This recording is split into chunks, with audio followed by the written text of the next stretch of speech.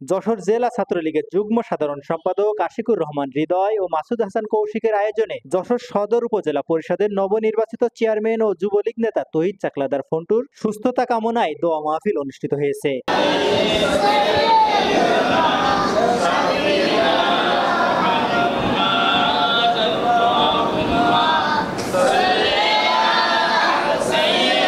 শুক্রবার শহরের কারবালা পীর নূর বুরহান শাহ হাফিজিয়া মাদ্রাসা ও এতিমখানায় এ দোয়া মাহফিল অনুষ্ঠিত হয়। এ সময় উপস্থিত ছিলেন জেলা ছাত্রলীগের সভাপতি সালাউদ্দিন কবির পিয়াস, সহসভাপতি রনি হাওলাদার, আব্দুর রউফ পিন্টু, পৌর ছাত্রলীগের সদস্য তানবির সিদ্দিকী অমি সহ বিভিন্ন ইউনিটের নেতৃবৃন্দ।